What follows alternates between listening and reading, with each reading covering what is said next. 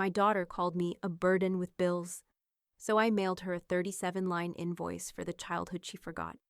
Every meal, every sleepless night, every forgiveness.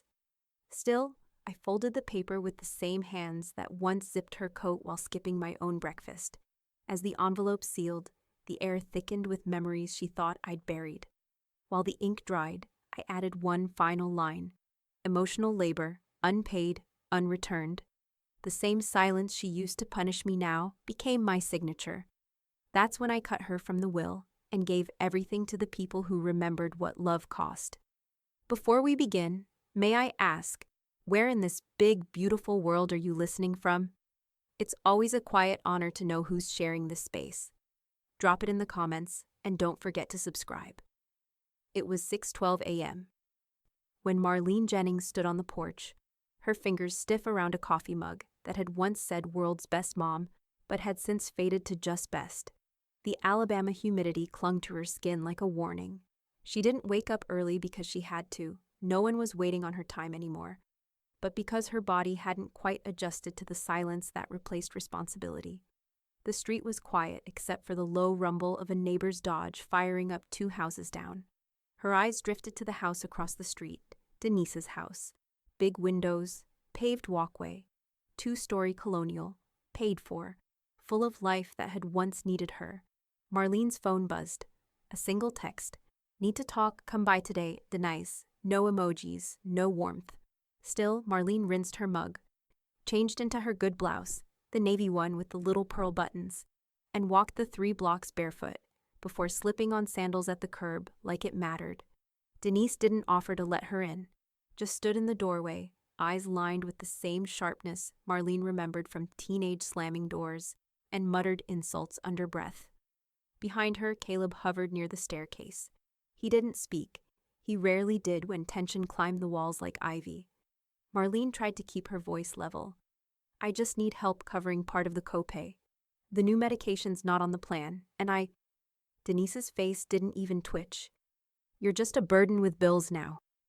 The words didn't land like a slap. They landed like a silence, one that sucked the oxygen out of the doorway and made the walls seem further apart than they were. Caleb shifted. Marlene didn't. She let the weight of those words settle, swallowed the sting, and said nothing, not to defend, not to argue. She stepped back, nodded once like she'd expected it, and left with the same grace she used to button up her kids' coats in the snow while skipping breakfast herself. The drive home was slower than usual, though traffic was light. The city peeled by. The Rite Aid parking lot where she once waited in the cold for Tasha's penicillin. The strip mall where Denise had begged her for a prom dress on sale. The lunchboxes she packed with little notes. Field trip permission slips forged, because the father hadn't bothered to send them back. Nights she lay awake counting coins in a peanut butter jar to make rent look less terrifying. Her hands gripped the steering wheel like it was the only thing keeping her from breaking into noise. At home, the air felt too still.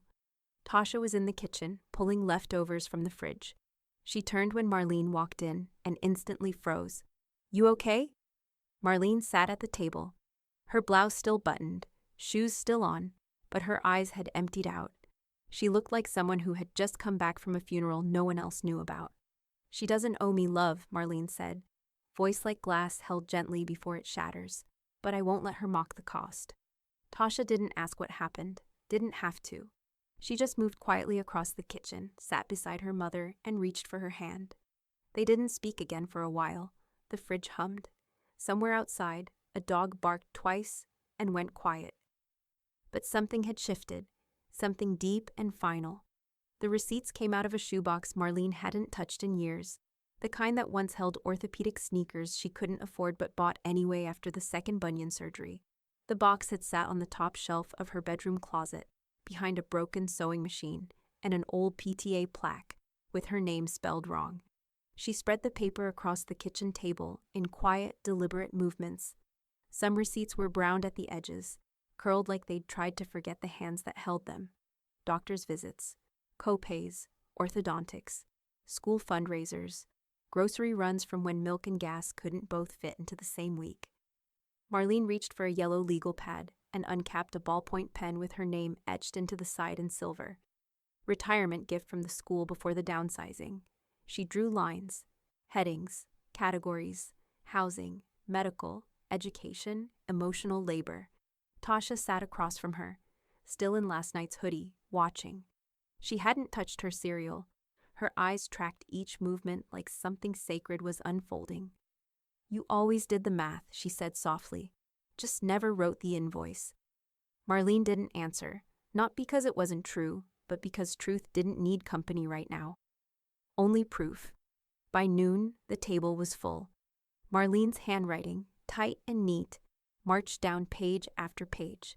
Some numbers she remembered without even checking, like the 1,180 for Denise's braces, which she'd paid in installments while taking extra sub-shifts in winter.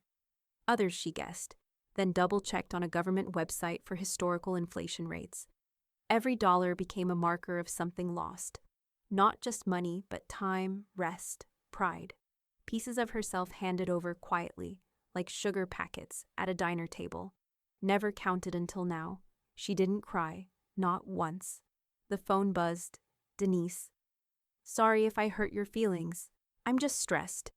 Marlene stared at the message until the screen dimmed. No apology, no accountability. Just another half sentence meant to silence a wound she didn't even want to look at. She picked up the pen again, scribbled under emotional labor, therapy she never paid for, then added, unreturned phone calls, ignored birthdays, silent treatments, gaslighting. No dollar signs next to those. Just wait. Tasha got up once, brought her mother coffee, set it down without speaking. She didn't want to interrupt. Marlene was doing something she'd never seen before. Not organizing or budgeting or fixing. No, this was excavation. A forensic accounting of a life undervalued in real time. Hours passed. The sun moved across the floor in slats. The receipts became piles. The piles became files. At 3:14 p.m., Marlene clicked her ballpoint closed and flipped the legal pad to the last page.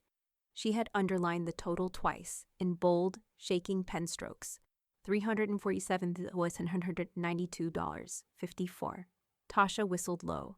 Jesus! Marlene pushed the pad aside and leaned back in her chair like a boxer after the final round. I gave them everything, she said.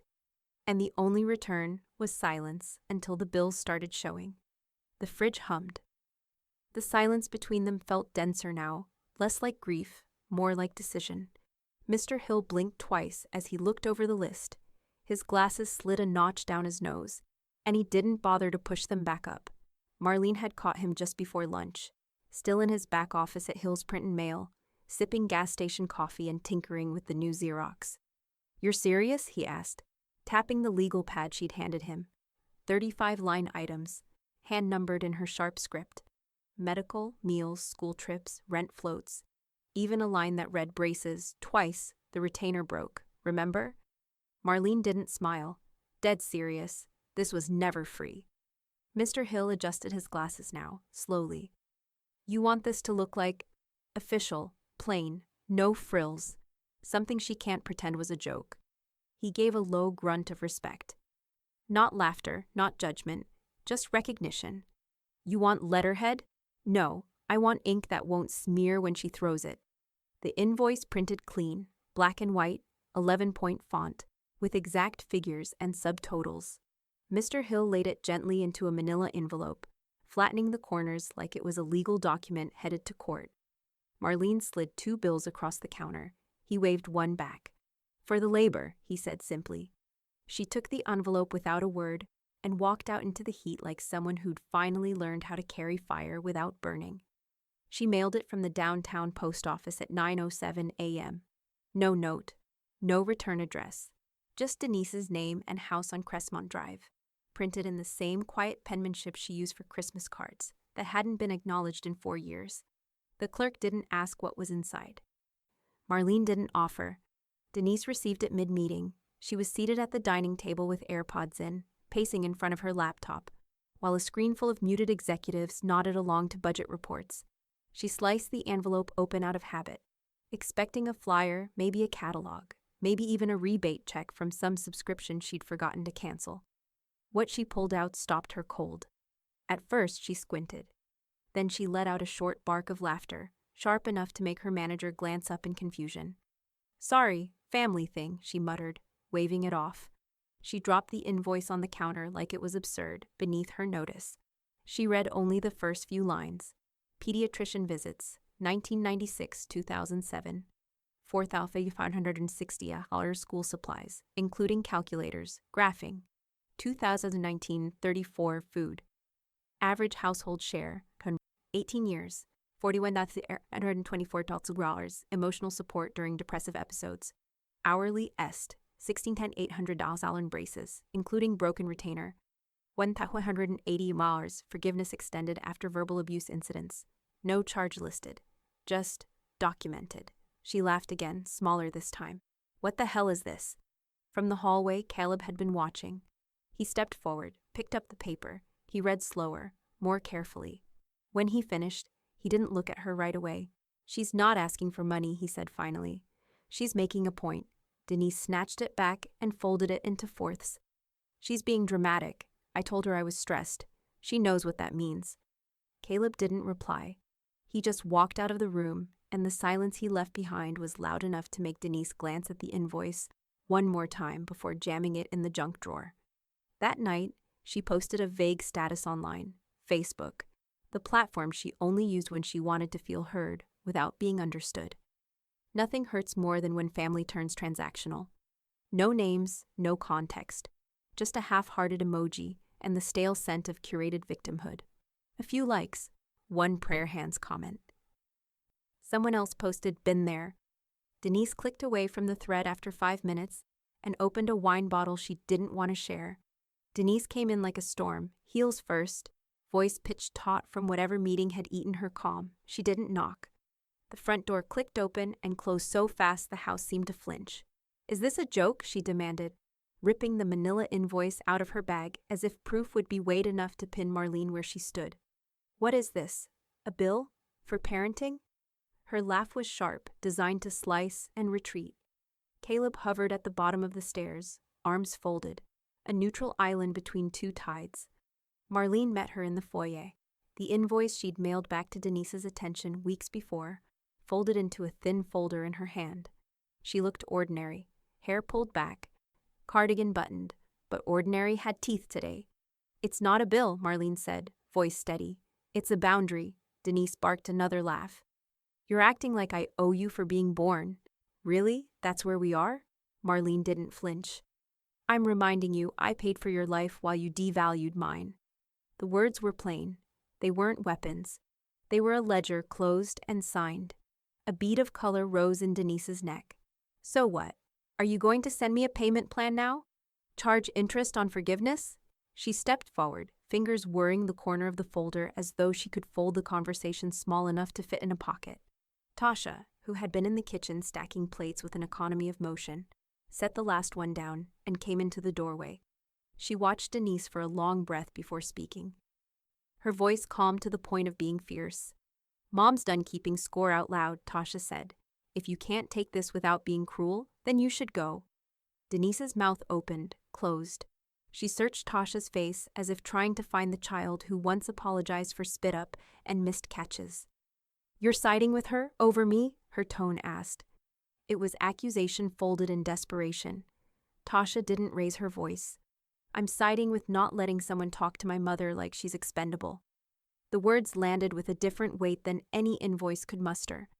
For a second, Denise's laugh trembled and broke. She shoved the folded paper back into her bag as if to hide it from the air. "You can't really mean this," Denise said, softer now. "We're family. We have to." "We have to what?" Marlene asked.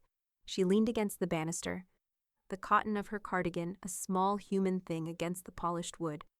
"Show up when it's convenient. Be a ghost when it's not. I showed up. I paid. I covered. I forgave. I wrapped my life around you so you could stand tall, and you stepped on me to get there." Denise's face hardened, the mask she wore for conference calls coming back into place. "You're making this public," she whispered. "This is humiliating." She glanced at Caleb as if for reinforcement. He looked away, which was its own kind of reply. "Then don't stay," Tasha said quietly. "Leave, take your humiliation and your self-pity, and go." Denise fumbled for the door. She left without slamming it. There was no energy left for theatrics, but she left fast, the click of the lock like punctuation. In the hallway, she paused only once. Head turned back as if to find a last line of defense. "You'll regret this," she said, less loud now, and then she was gone. The street outside swallowed the sound. For a moment, the house exhaled. Marlene folded her hands in her lap. The folder labeled closure sat on the coffee table between them, small and ordinary, white sticker neat in the corner. She slid it toward herself, the movement deliberate. Tasha sat down and put her hand on her mother's. They didn't speak. There was nothing to add. The room held its new arrangement like furniture that had finally found a place to rest. Marlene opened the folder and set the single invoice inside. It did not rattle. It did not demand. It lay flat like a thing that had been accounted for, which it had been. Every line a quiet statement of exchange. She closed the folder and pressed it shut with both palms, then set it on the shelf with the leftover tax envelopes and the school photos of kids with mismatched smiles. The label caught the lamplight. The word closure looked almost absurdly tidy. "You okay?" Tasha asked after a while. Marlene traced a fingertip along the edge of the folder. "I don't expect apologies," she said. "I expect boundaries." Her voice carried the small, decisive calm of someone who'd finished a long, necessary chore. "This is where I stop paying with myself." Outside, a car rolled by slowly. Someone in the neighborhood mowed a lawn, the engine whirring methodically. Inside, the kitchen light hummed steady and warm. Marlene stood up and looked at the photograph of her 3 children on the mantel, Denise in a graduation cap, beaming. Tasha with a chipped front tooth and a crooked smile. She reached up and straightened the frame, a small domestic correction. In the quiet that followed, there was no triumph, only a hush that felt like a new kind of peace. Something earned, not shouted about. Marlene sat in the corner office of a building that smelled faintly of toner and old carpet cleaner, her hands folded on her lap, while the attorney read through the draft line by line. The man was younger than she'd expected. Early 40s, neat haircut, the polite tone of someone used to people wanting fairness too late in life. He adjusted his glasses, pen poised. "So to confirm, you'd like to remove your daughter Denise from the inheritance entirely?" Marlene nodded once. "Yes, entirely." He hesitated. "There's no legal requirement to explain your reasons, but I can add a note if you want the intent documented." She shook her head. "The intent's already lived. It doesn't need repeating." Across the desk, Tasha watched her mother's profile, jaw set, posture calm but sure. She'd never seen that particular kind of peace before. Not anger, not grief. Something finished. Marlene had brought everything in a worn accordion folder, labeled in her tidy hand. Inside were property deeds, bank statements, a few black and white photos she wanted left with the paperwork. The attorney flipped through the documents. "And you'd like the house to transfer directly to Green Grove Assisted Living, correct?" "Yes," Marlene said. "I want it to fund their memory care wing. They do good work for people who can't afford it." He nodded, making a notation. "And your checking and savings accounts?" "To the County Literacy Foundation. They run adult reading programs at the library. My mother couldn't read past 5th grade. She'd like that." Tasha smiled faintly. "You're doing good with what they wanted to fight over." Marlene gave a small shrug. "That's the point, isn't it? To make the fighting useless." The attorney reached the section on personal property. "You've listed a few items for auction, your jewelry, some antique furniture, a collection of brooches. You're certain you don't want to name beneficiaries for those?" "They'll do more good raising money for hospice care than sitting in a drawer waiting to be divided like scraps," she replied. He made another note, the pen gliding steadily. "Understood. Everything you've described is lawful and binding. We can finalize the signatures today, and I'll file with the county clerk before week's end." Tasha leaned back in her chair, watching her mother sign the last page. Each stroke of the pen was deliberate. The soft scratch of ink against paper felt like the sound of something closing quietly but forever. When it was done, Mr. Hill, the same one who had printed her invoice, appeared in the doorway. His suit was older, his shoulders stooped slightly, but his expression carried that same quiet respect from before. "I'm the notary today," he said with a small smile. "Funny how things circle back." Marlene smiled, too, barely. "You've been there for both my statements." "I guess I have," he replied. This one looks more official than the first. He watched as she pressed her thumbprint on the final seal. When the stamp came down, its crisp sound echoed off the paneled walls. Mr. Hill gathered the papers, stacked them into a neat file, and slid them into a manila envelope.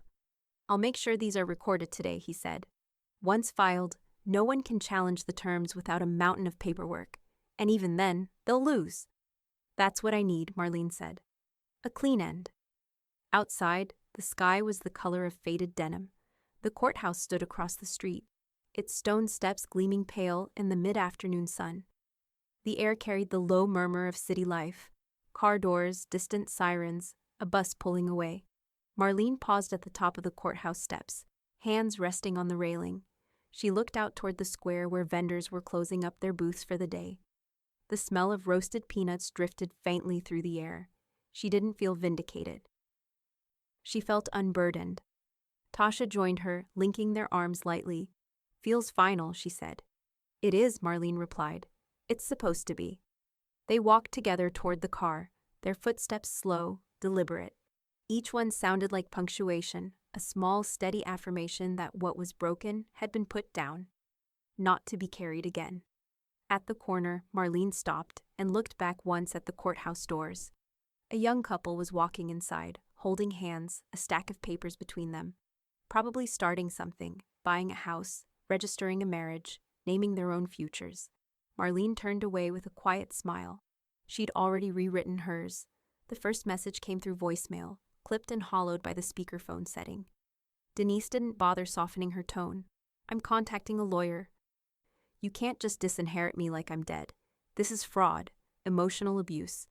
I'm not letting you erase me out of spite."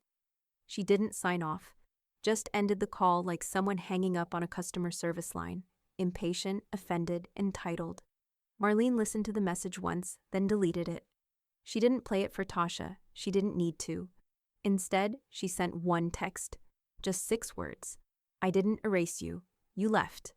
By the end of the week, a formal letter came through Mr. Hill's office. Marlene opened it at her kitchen table with a glass of sweet tea sweating beside her elbow. The letterhead was from a mid-tier family firm out of Birmingham. Plenty of bark, not much bite. Tasha read over her shoulder. "She's serious?" Marlene didn't answer right away. Her eyes moved slowly over the phrasing. Intentional infliction of emotional distress, undue influence, inheritance, interference. "She's tossing darts," she said quietly, hoping something sticks. Tasha folded her arms. "She doesn't want the things, Mom. She wants the control." Marlene looked up. Her expression didn't harden, it clarified. "Not anymore." They met with Mr. Hill 2 days later in a small back office that smelled of coffee and lemon pledge. He had the original will in front of him and the updated version with multiple notarized attachments. His glasses rested low on his nose, but his tone was steady. "She doesn't have a leg to stand on," he said, flipping through the documents. "No fraud, no coercion, no financial dependency. You were of sound mind. You made your decisions independently, and everything's documented." Marlene took a sip from her thermos and nodded. "Then we file the response." Hill nodded. "I already drafted it." "Want to read it?" "No," she said. "Just make sure it's clear." He smiled faintly. "Crystal. I even added a line I like. Inheritance by blood is not entitlement." Tasha smirked. "That's got a sting to it." Mr. Hill's eyes twinkled. "I thought so." Denise didn't show up in person again. But she made noise. Emails to cousins, veiled posts on social media, vague accusations meant to provoke guilt from anyone half invested in the past. Imagine being cut out like a stranger after you've given your whole childhood to someone. There's always a price for standing up to narcissists. Family should be earned, not inherited like trauma. She added links to articles about toxic parents, book excerpts, a screenshot of the envelope the will had arrived in. All things that looked true when you only saw the edges. Marlene didn't respond. Neither did Tasha, but silence wasn't surrender. It was proof they'd stopped playing. At the county clerk's office, Mr. Hill dropped the signed response and stamped affidavit into the intake tray with methodical ease. The clerk behind the counter glanced at the papers, read the first line, and nodded. "This'll hold," she said. "No hearings, No review. Hill tipped his head. That's the point. They left the building under a high, flat sky. Heat shimmered off the asphalt like tension evaporating. Marlene stood for a moment beside the car, squinting toward the horizon. No metaphor, just sun and distance and the feeling of breath without weight. Tasha opened the passenger door but paused before getting in. You think she's going to keep coming? Marlene looked down the road, then at her reflection faintly visible in the car window. She's been coming for years, she said. This is just the first time she's not allowed through the door. Tasha nodded, quietly absorbing that. Still proud of you. Marlene didn't smile, but her eyes warmed. You should be. You helped me remember where the line was. They got in and shut the doors in sync. The sound was soft, unremarkable, but it closed out the noise. The post went live on a Tuesday morning, just before noon. Long paragraph, centered. Black and white photo of Marlene from Denise's graduation. Arms crossed, face unreadable, mid-laugh but cropped, so it looked dismissive. Imagine being disowned by the woman who raised you just because you asked for help. Some people parent for praise, not love. And when they don't get the applause, they rewrite history to punish you for growing up. It caught steam fast. Comments, emojis, a flurry of shares. A few, preach, a handful of, that's heartbreaking. Denise had her supporters, college friends, co-workers, a couple of cousins who were more digital acquaintances than actual kin. The algorithm liked a good story of betrayal, but by the third hour, cracks began to form. Someone named Sherry, a name Marlene didn't recognize, commented under the thread. Wasn't your mom the one who paid your rent when you lived in Atlanta? I remember you telling me that. Another woman chimed in beneath that. My mom paid my rent at 30. I'd never call her a burden. Some people do what they can and don't ask for applause. That's not abuse. A few likes, then a string of quiet, unfriendly questions. Wait, did she actually disown you? Or just leave you out of the will? Did she say why? What happened before all this? Denise didn't respond. The comments kept growing. A third thread appeared, mentioning the invoice. Someone said there was a literal list of all the money she spent raising her. And then, silence. Denise stopped engaging. The post froze in time, slowly curdling under the weight of its own narrative. Caleb saw it all before lunch. He didn't comment. He didn't defend. He just stared at the screen, at the likes and reactions, and the quiet rebuttals stacking below the image of his mother. He'd once believed Denise without question. Had absorbed her anger like it was evidence. But now, reading line after line, he realized it wasn't clarity Denise had offered the world. It was spin. He scrolled one last time, thumb hovering over the delete button. And then he pressed it, quietly. No warning, no explanation, just gone. Tasha arrived at dusk, bottle of red in hand and a small smile tucked into the corners of her mouth. Online circus died down, she said, slipping off her shoes at the door. Deleted sometime this afternoon. Marlene sat at the kitchen table, shelling peas into a bowl. I didn't look. I did, Tasha said, uncorking the bottle with practiced ease. People see clearer than you think. Marlene kept her focus on the peas. Sometimes they do. Sometimes they just wait for the next thing to be outraged about. Tasha poured 2 glasses. This one feels like it's stuck, though. Not for her, maybe, but for the rest of us. They sat in the quiet for a long moment, ceiling fan whirring overhead, the scent of tomato vines wafting in through the screen door. You're not upset? Tasha finally asked. Marlene shrugged, the motion small. I'm not trying to win, just trying to finish with dignity. It wasn't bitterness in her voice.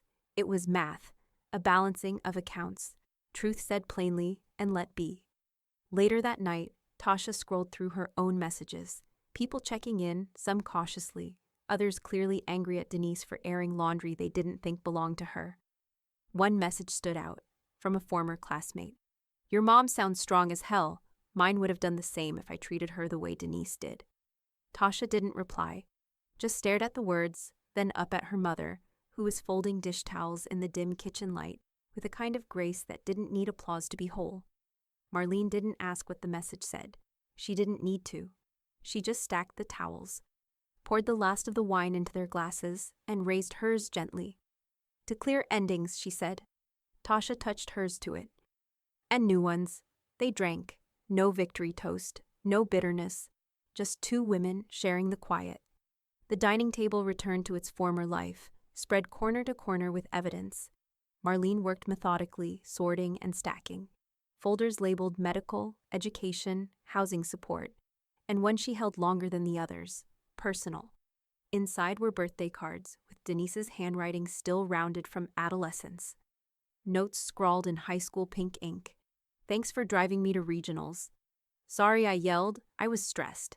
You're the best mom. Don't let anyone say different.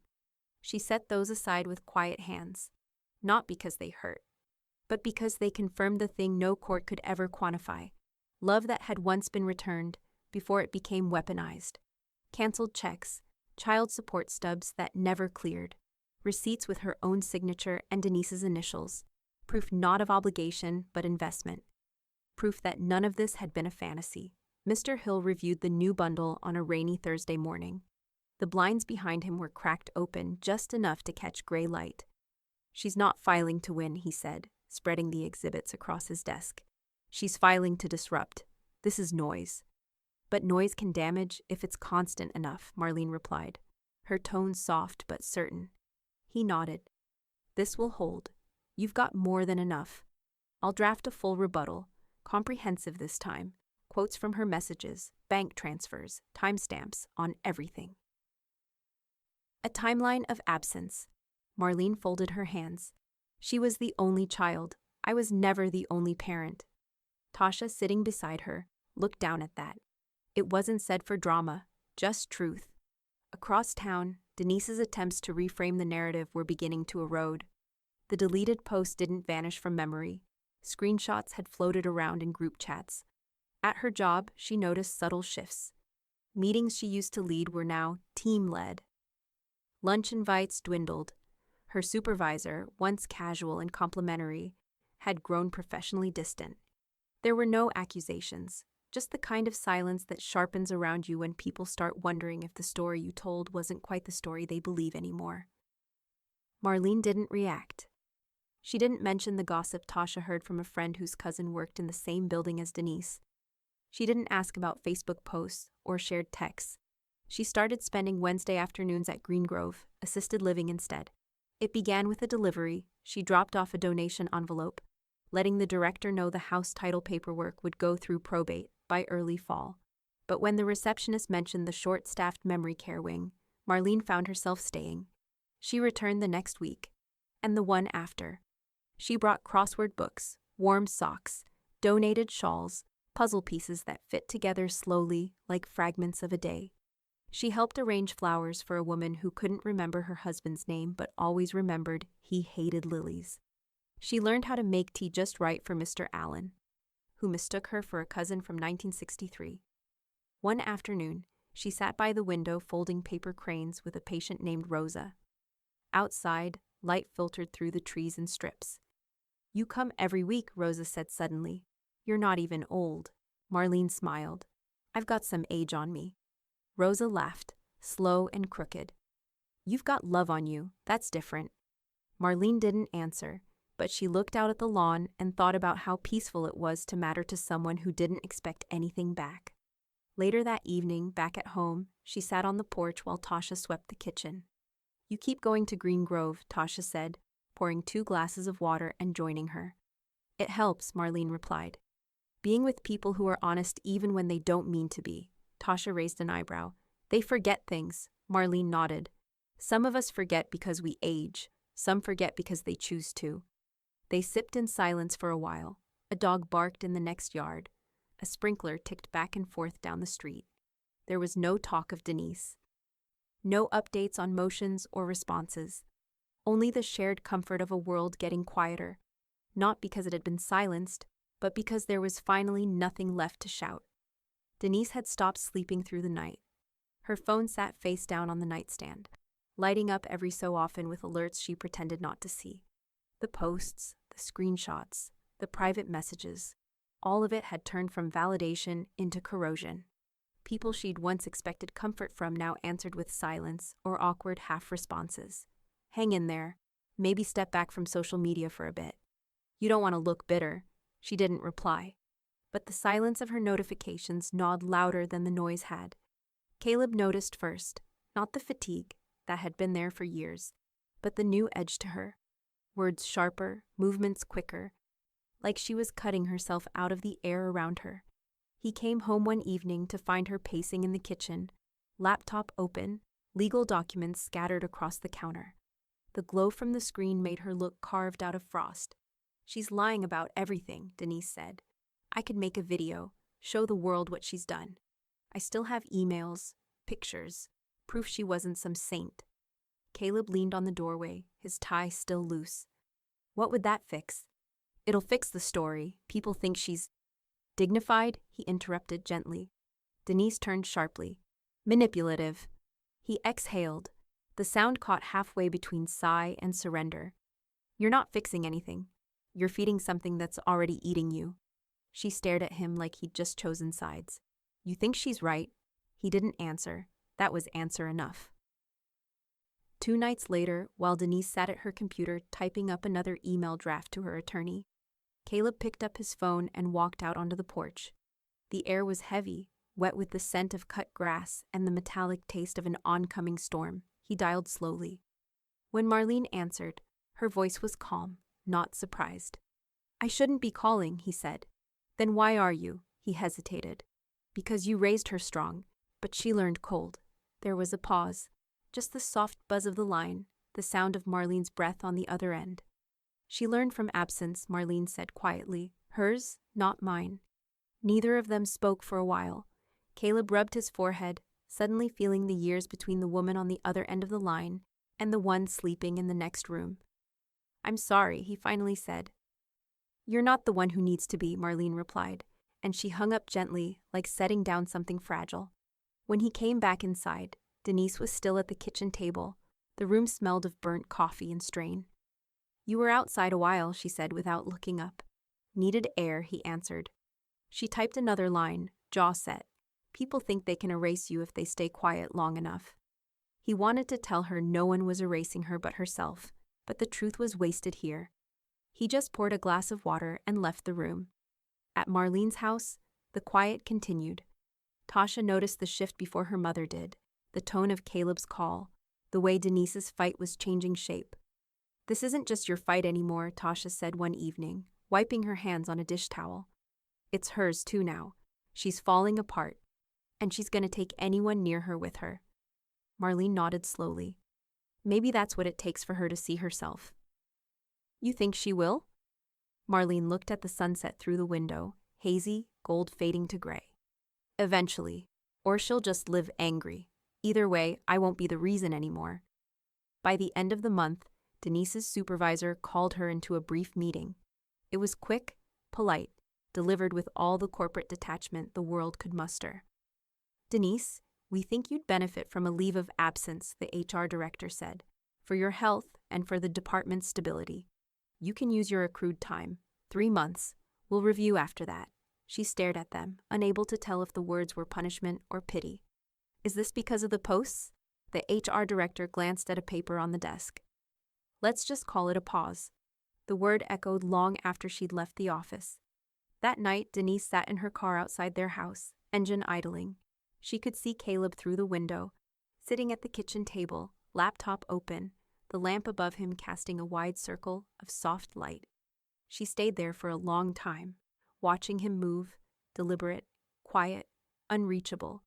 And for the first time in months, Denise didn't feel angry. She felt replaced. Minnie Hook, not every death is an ending. Some are just closures with a return address. Marlene began the letter on a Sunday morning. No music, no distractions. Just the quiet click of her pen and the soft creak of the dining room chair as she sat down with a clean sheet of paper. Not a legal pad this time. Stationery. Thick, ivory, the kind meant for something you'd only write once. To whom it may concern, I am not dead, but I've buried enough of myself to deserve an obituary. She paused after the first line, exhaled, then continued. She survived more than loss. She created more than she consumed. She gave what wasn't asked for and received less than she earned. But she left no one owing. Not anymore. The pen moved with surprising ease. No bitterness, no guilt. Just a record of what had lived and changed and outlived again.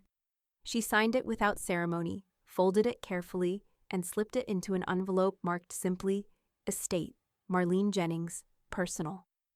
On Tuesday, she made a quiet stop at the downtown library, where the rust-red bricks still smelled like rain and the air inside had that unmistakable scent of old pages and patience. The branch manager, a soft-spoken woman named Joy, recognized her. "You called about the donation." Marlene nodded and handed over 2 canvas bags. Inside were 37 children's books, some used, some brand new. A few had library tags from decades past, rescued and restored from garage sales and memory boxes. All of them had mattered once, and now they would again. Joy smiled as she examined the book plates, already tucked inside the front covers. Donated in honor of Marlene Jennings, for the mother who gave, even when it wasn't returned. There was a pause before Joy looked up. "It's beautiful." Marlene gave a quiet smile. "It's honest." They walked together toward the children's wing, sunlight filtering through the glass murals overhead, casting soft blue and yellow across the shelves. She placed the first book herself, Where the Wild Things Are. The same one she'd read to all 3 of her children in the years when bedtime was sacred, and the word mom hadn't yet learned how to hurt. Later that week, at Mr. Hill's office, Marlene handed over a sealed folder with the letter inside. He raised his eyebrows as he took it. "This for the estate file." "Yes," she said. "Put it behind the will. Whoever reads one should read the other." Mr. Hill gave a respectful nod. "Would you like me to notarize it?" "No need. It's not a declaration. It's a reminder." He didn't press, just added it to the file and slid it into the locked cabinet behind his desk. That evening, Tasha came by after work with Thai takeout and a worn copy of Jane Eyre tucked under her arm. After dinner, she found the draft of the letter on the kitchen counter. Marlene hadn't hidden it. She read it slowly, her eyes moving across the words like someone walking a shoreline they'd visited in childhood. When she finished, she looked up. "You forgot something." Marlene raised an eyebrow. "Did I?" Tasha walked over and pulled a pen from the drawer. At the bottom of the page, under the final line, she added in her own hand, "And for the woman who finally gave to herself." Marlene didn't say anything. She just watched her daughter's hand move across the paper, sure and slow, then leaned back in her chair like a weight had shifted inside her and finally landed where it belonged. Outside, wind rustled through the magnolia tree in the front yard. Inside, the house felt full, not of things, but of peace. Not of noise, but of the kind of silence that comes after you've said what needed saying and left nothing undone. Marlene folded the original draft and placed it beside the framed invoice, now tucked behind glass on the hallway wall, not for display, just for memory. The world hadn't changed much around her, but she had. Quietly, fully, in the ways that mattered. The letter arrived on a Thursday morning, tucked between a property tax statement and a grocery store flyer. The envelope was thin, the handwriting unmistakable, Marlene's name written with that same sharp, deliberate tilt Denise had used since middle school. Inside, 1 page, no greeting, no apology. "You win." That was it.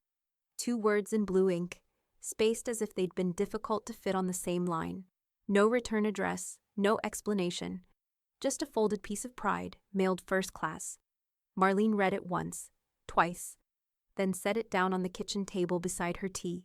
Her pulse didn't quicken, her eyes didn't sting. There was no satisfaction in it, only the hollow quiet that comes when someone mistakes surrender for peace. She took a deep breath, reached for her stationery box, and began her reply. The first draft started like an invoice out of habit. Neat columns, numbered entries, but halfway down the page, she drew a line through it. Then she started again. "Denise, I don't want repayment. I wanted respect. But I see now that's a currency you don't carry. There was a time when love was the only balance sheet that mattered. I kept thinking you'd remember that, but I think maybe I was the only one who ever did. I don't hate you. Hate requires energy, and you've already taken enough of that from me. Enclosed is something that belongs to you. It's the last thing I have left that still feels like hope. She reached for the photo box under the hall cabinet, a dusty tin that smelled faintly of cedar. Inside were hundreds of snapshots, school portraits, birthdays, beach trips. But one, already creased at the corner, stopped her hand. Denise at 5 years old, standing in a field of dandelions, her small fingers wrapped tight around Marlene's hand. Both laughing, both looking in the same direction, the sun catching Denise's hair like a halo. She slipped it into the envelope, then added one more line at the bottom of the letter. This is the last time I remember you looking at me with love. I've kept it long enough. She folded the page, sealed the envelope, and pressed the flap shut. No return address, just the name, Denise Jennings. That evening, she set the envelope at the edge of the desk, where outgoing mail waited. It wasn't anger she felt, not even relief. Just an exhale, a quiet surrender to truth. Then she unlocked her phone, scrolled to Denise's contact, and hovered her thumb over the name for a moment. The picture beside it, an old holiday photo, flickered before disappearing as she pressed delete contact. The screen went blank. She didn't cry. The silence that followed was so complete, it felt like the house itself had taken a breath. Tasha arrived not long after, a paper bag tucked under one arm and a small lavender plant in the other. Brought something that doesn't ask for much attention, she said, setting the pot on the table. Smells better than most things that try too hard. Marlene smiled faintly. You always did pick the right kind of quiet. Tasha poured tea, the steam curling between them. Grief gets quieter when the noise dies down, she said, almost to herself. Marlene looked out the window toward the magnolia tree, where the early evening light pooled across the yard like calm water. I used to think forgiveness was something you had to hand over to someone, she said. Now I think it's just something you stop holding. Tasha reached for her mother's hand and squeezed gently. Maybe that's enough. Marlene nodded, eyes still on the horizon. It is. She mailed the letter the next morning, first class, no tracking, no expectation. It left her hand easily, the way a burden finally leaves the body once it's been named. And for the first time in years, she walked out of the post office without looking back. Denise posted again. Not with fury this time, but with precision, almost clinical. A screenshot of the letter, a close-up of the line about currency you don't carry. No names, no direct accusations, just a caption. Some people rewrite history to justify being cruel, and then call it peace. It stayed up for 2 days. It gathered a few likes, mostly strangers, a couple of co-workers who no longer spoke to her in the break room. One comment simply read, "Still?" No storm followed. No comment thread exploded. No inbox filled with consolation or fury. It sank into the algorithm like a pebble in deep water. Marlene never saw the post. Tasha did, briefly, and didn't mention it. She understood now. Denise wasn't making noise anymore. She was just echoing into a room that had already emptied. Instead, Marlene spent her Friday visiting Green Grove again, this time not as a volunteer, but as a future resident. She came alone, early, long before lunch. The administrator, a woman in her 60s, named Barbara, with laugh lines and a cane that clicked against the tile, walked her through the south wing. We don't have a wait list for the memory care wing, but we're always improving. The East Garden's being redone, and we're expanding the sitting room next spring. Marlene smiled. I don't need much. Barbara looked at her gently. You deserve more than not much. The tour was short, efficient, honest. They ended in a quiet corner room with soft light and a view of the chapel next door. The window looked out on a patch of lawn that hadn't yet been landscaped. This one will be open by next year, Barbara said. We don't assign too far ahead, but we accept prepayments to secure options. Marlene reached into her purse and pulled out a slim folder. Inside, proof of funds, notarized documents, a signed letter of intent. This is for my independence, she said. Not out of fear, just out of choice. Barbara nodded. That's the best kind of preparation. The following Monday, Mr. Hill filed the final deed paperwork with the Care Trust overseeing Green Grove. The house transfer, complete, irrevocable. No one can contest it, he said, handing her the confirmation. It's yours until it isn't. Then it's theirs. Marlene ran her fingers along the top edge of the file. It always felt like more than a house, but now, for once, it feels like enough. Hill smiled, folding his reading glasses. It'll be the safest foundation you've ever given someone, and no one can pull it from under you. That night, Tasha arrived with 2 steaming cups of chamomile and a box of photos they hadn't looked through in years. "You've given more in silence than she ever gave in sound," she said, setting the tea down beside her mother. "It's loud in here, but the good kind now." Marlene didn't answer right away. She looked at the photos, one of her and a 6-year-old Tasha on a carousel, another of the 3 siblings crammed into the back of an old Ford. Denise's face blurred by motion, but unmistakably joyful. She set that photo aside, not in anger, just in release. "There's nothing left to prove," she said finally, "just things left to finish." 3 days later, a letter arrived. Thick envelope, gold seal, the return address, Green Grove. Marlene opened it at the kitchen table, Tasha sitting across from her. Inside was a letter printed on heavy cardstock, signed by the board. "In honor of your enduring generosity and legacy of care, the new East Garden at Green Grove will be named the Marlene Jennings Reflection Garden. You gave without asking. Now something beautiful will carry your name." Marlene touched the bottom of the letter with quiet fingers. Tasha leaned in, reading it again aloud, slower this time. She looked up, eyes glassed with something soft. "They're naming peace after you," she whispered. Marlene smiled, and this time it reached her eyes. And for once, nothing needed to be said. It was a quiet Thursday when the silver sedan pulled up across the street. Marlene spotted it through the lace curtain in her front window, but she didn't react.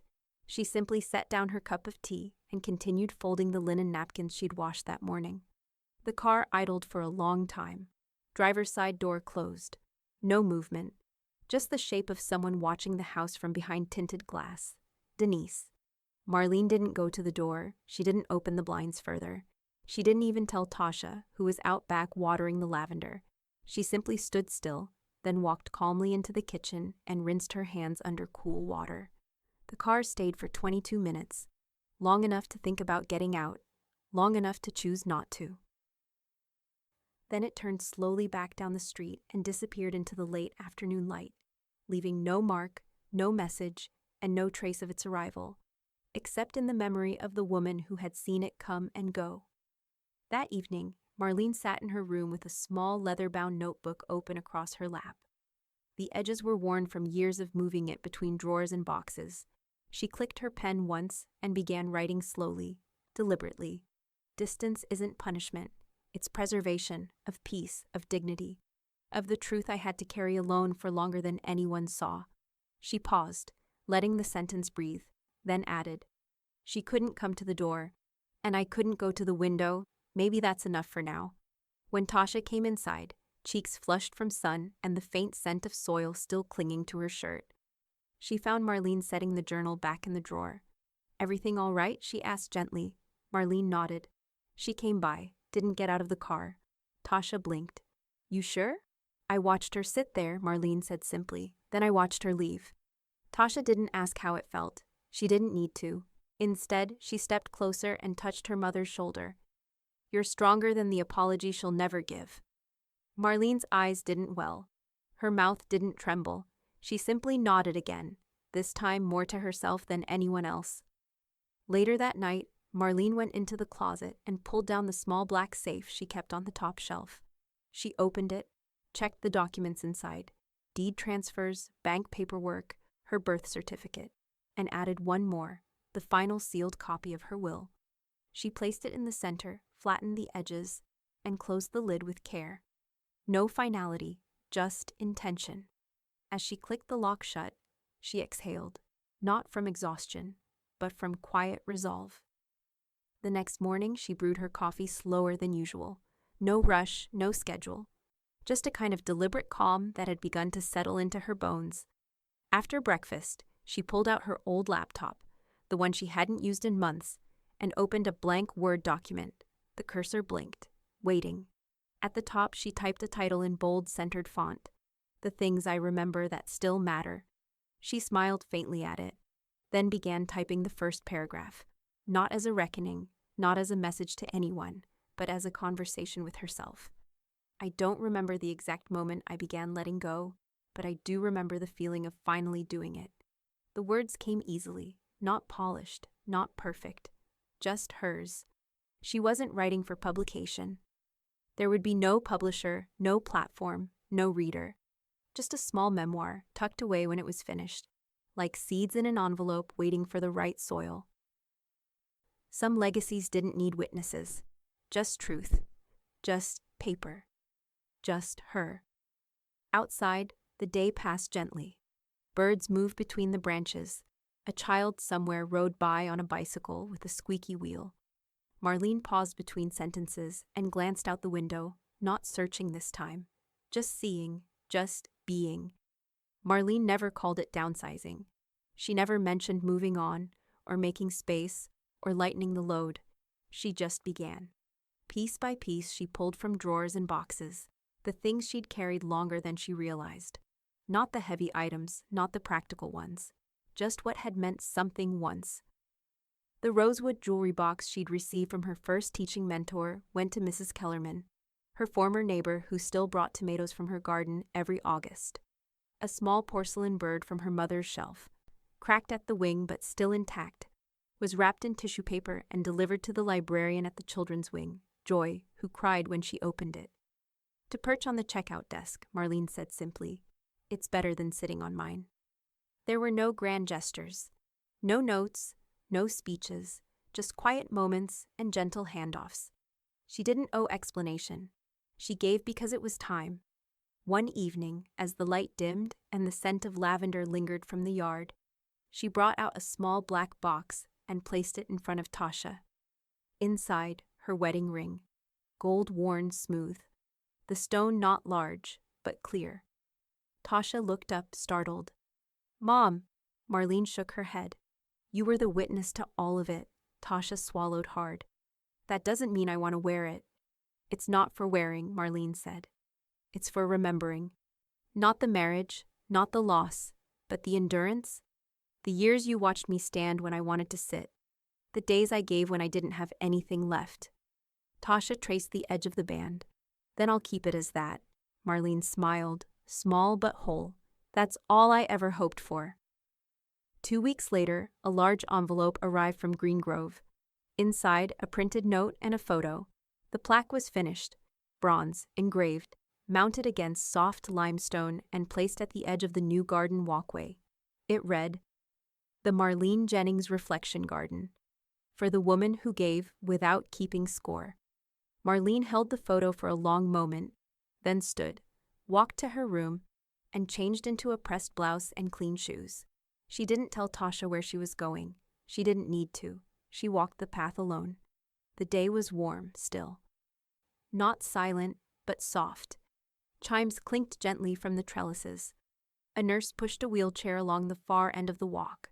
Someone was humming from the patio, out of sight. The plaque stood just off the curve, framed by young shrubs and morning glories still learning how to climb.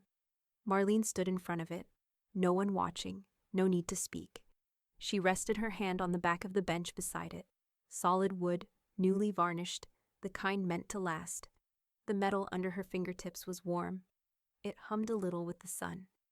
"This is what legacy is," she murmured. "What's left when you don't ask anyone to carry it." She sat quietly on the bench. Let the moment stretch. Let the world hold her, not as a burden, not as an expectation, but simply as a presence. She didn't stay long, just enough. Enough to feel the way the air no longer clenched. Enough to know that peace, real peace, didn't arrive with applause. It arrived with stillness.